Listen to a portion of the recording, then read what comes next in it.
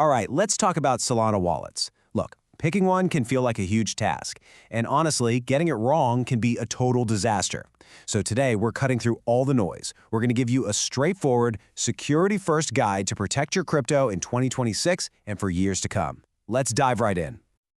Let's start with what is maybe the most important rule in all of crypto. It's not about chasing that next 100x gem, it's about making sure you're still around to see it. In the Solana ecosystem where things move at lightning speed, that's not just a nice saying, that is the whole game. Security comes first, always. So why are we hammering this point so hard? Because your wallet is so much more than just a place to see your balance. It's your personal gateway to the entire Solana world. A world that's packed with amazing opportunities. And, let's be honest, some really clever scammers. The wallet you choose is the single most important security decision you're going to make. It's your digital fortress. And that brings us to the fundamental question, the one you always have to ask. Who is in control of the private keys? If the answer is you, then you have a self-custody wallet. You are your own bank. If it's an exchange, well, you're putting your trust in someone else. For real security on Solana, we're only focused on self-custody, where you have complete and total control. Okay, so even within self-custody, things break down into two main categories, and you absolutely have to know the difference here. We're talking about hot wallets and cold wallets. Let's break down what that actually means for you. But before we go any further, let's be crystal clear on what we're actually protecting. We're protecting your private keys. They are literally everything. They're the secret password that lets you access and control your funds. If someone else gets a hold of them, your assets are gone, period. The entire difference between a hot and a cold wallet is how they protect these keys. And this analogy right here perfectly sums it up. A hot wallet, think of it like the cash in your pocket. It's right there, it's connected to the internet, and it's super convenient for your day-to-day stuff. A cold wallet, though, that's your bank vault. It's completely offline, it's locked down tight, and it's where you store the assets you cannot afford to lose. So let's start with the vault, the cold wallets. And let me be blunt. For any amount of SOL that you're not prepared to lose tomorrow, a hardware wallet isn't just a nice-to-have, it is a must-have. Why? Because with these devices, your private keys are created and stored completely offline. They never, ever touch the internet, keeping them safe from all those online threats. First up, you've got Ledger. They're one of the biggest names in the game for a reason. Their big advantage is something called a secure element chip.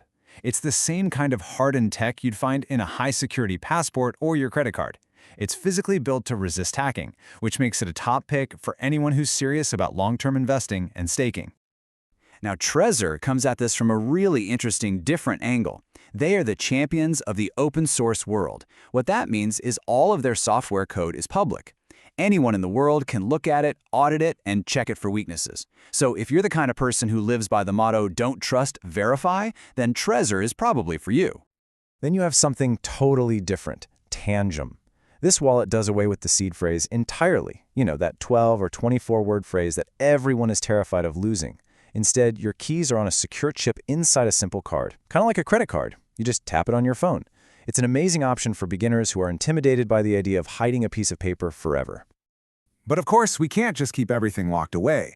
If you actually want to use the Solana network, swap some tokens, mint an NFT, play around in DeFi, you need a hot wallet. This is your daily spending wallet. It's the software that lives on your computer as a browser extension or on your phone as an app. In the Solana world, the undisputed king is Phantom.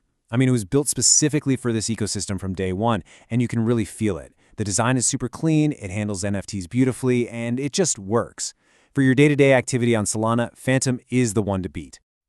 Solflare is another absolute heavyweight. It was one of the very first wallets for Solana, so it has this long, trusted reputation for being rock solid. A lot of power users really like it for its advanced features, and many would say it has the best integration with hardware wallets like Ledger, especially when it comes to staking. And hey, if you're brand new to all of this, or if you're holding a bunch of different coins beyond just Solana, you should really check out Exodus. Its interface is probably the most polished and beginner-friendly you'll find anywhere. It just makes managing a diverse portfolio incredibly simple, and dare I say, beautiful. Okay, let's bring it all together and look at this side by side. This table really makes the trade-offs obvious. Just look at the private key storage column. See how for Ledger, Trezor, and Tangem, the keys are on an offline chip? That's why their risk level is very low. Now look at the hot wallets. The keys are on your device, and that's exactly why their risk level is medium. So, what does that actually mean? This part is so important. When we say medium risk, it does not mean the wallet itself is bad or unsafe. What it means is that if your computer gets a nasty virus, and if you get tricked into signing a malicious transaction, your keys could potentially be exposed. But, and this is the absolute key, that risk goes to zero when you pair that hot wallet with a hardware wallet. So what's the magic trick here? Why is a hardware wallet so much more secure? It really comes down to one word: isolation. Your keys live on this special, separate chip that's air-gapped from the internet. When you want to send a transaction, the request goes to the device. You check the details on its little screen, and you physically press a button to approve it. Only the safe sign command goes back out. Your keys are never exposed online. And this is a huge question we get all the time. People think, okay, if I lock my SOL up in a cold wallet, does it just have to sit there doing nothing? The answer is a huge, emphatic no. You absolutely can, and you absolutely should, stake your SOL directly from the safety of your cold wallet. And it's actually super simple. Here's how it works.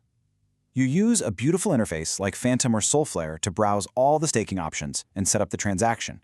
But when it's time for that final, critical step, actually signing and approving it, a request gets sent to your little hardware device.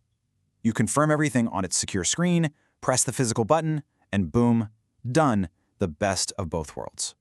So where does this all lead us? It leads us to the ultimate conclusion.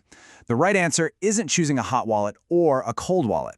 The smartest, most secure setup you can have for 2026 is using both of them together in a smart, layered system. So here it is, the single most important takeaway from this whole explainer.